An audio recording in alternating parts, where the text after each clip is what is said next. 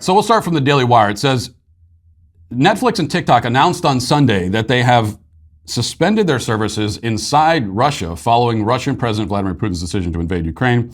Netflix said in a statement, "Given the circumstances on the ground, we've decided to suspend our service in Russia." The Verge added, last week Netflix said it wouldn't comply with a new Russia law that requires large streamers to host 20 Russian propaganda channels, such as NTV and the state-backed Channel One. The state-backed Channel One is what it's called. The streaming giant later announced that it's halting all productions and acquisitions in Russia. Netflix had been working on 4 Russian originals at the time.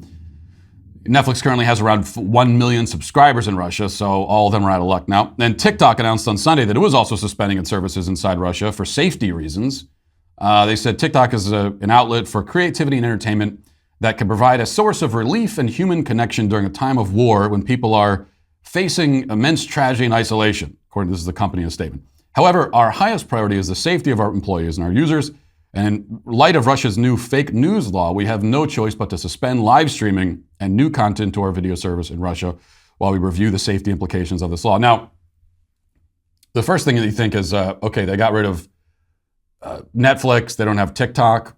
This is actually in many ways the best thing that could happen to the Russian people in a lot of ways. Next thing you know, like McDonald's and all the fast food giants are gonna boycott Russia as well. And that's when it really backfires, because now Russia becomes the strongest and healthiest country in the entire world, because these are this is the only country these companies won't go into. But it also raises the question of, okay, Netflix is suspending its service in Russia. First of all, how does that punish Putin exactly? So I guess that means Putin can't go on and binge watch Tiger King, but something tells me he's not worried about doing that right now. So if it punishes anybody, it punishes the people in Russia and nobody else. And if we're doing that, if we are punishing the people in a country because of what their governments are doing, and if these major corporations are taking this kind of stand, then what about Netflix service in China? What about TikTok in China? Well, the Chinese government essentially runs TikTok, so we certainly know that they still have TikTok in China. What about that? And if you really want to extend this logic as far as it will go, when you're punishing the people for what their governments are doing, I don't know if any of us are going to be safe at the end of that. Certainly, we've got to take Netflix out of Canada as well, just to start with. But it doesn't end there. Going back to the Daily Wire report, it says numerous financial service companies announced over the weekend that they were suspending operations in Russia as well due to the invasion. American Express announced on Sunday that they were suspending all operations in Russia. And then it was Visa pulled out, MasterCard. All of these companies are saying we're not going to operate in Russia anymore. As far as I know, this is the first time we've seen anything like this, with all of these major companies all at once suspending operations in an entire country in revenge, out of vengeance for what that government is doing.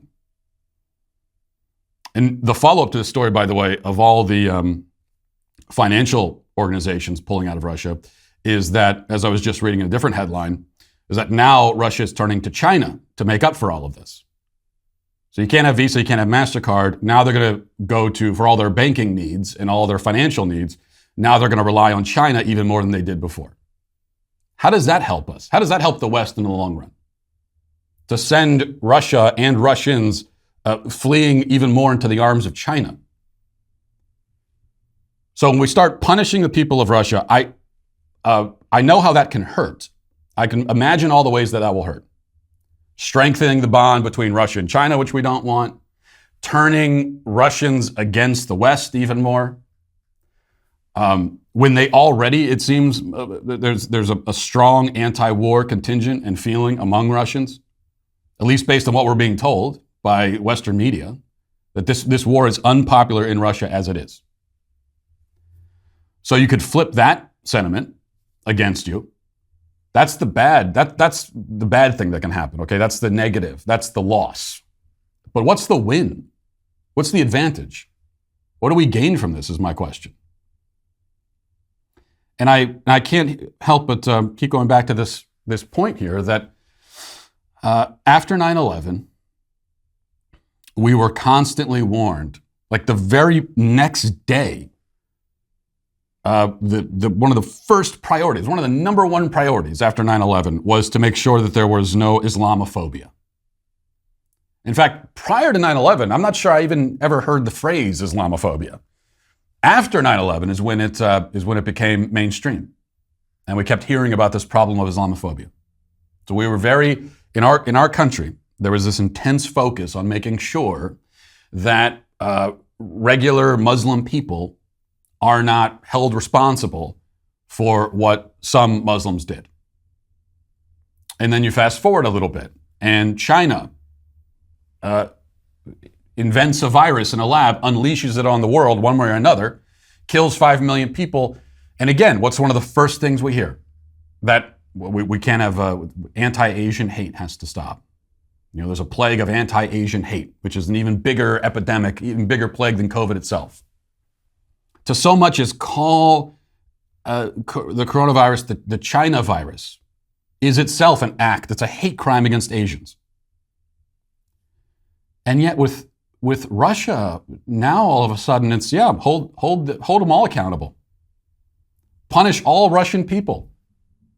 Go and vandalize. If there's Russian restaurants and stores here, vandalize them. No big deal. Why is that? It would almost seem as though the idea is that because Russian people are perceived as white, even though a great many of them really are not, but they're perceived as white, and so therefore it's bigotry against them, and punishing them for what their government is doing is okay, whereas you could never do that against Chinese people because they're not white.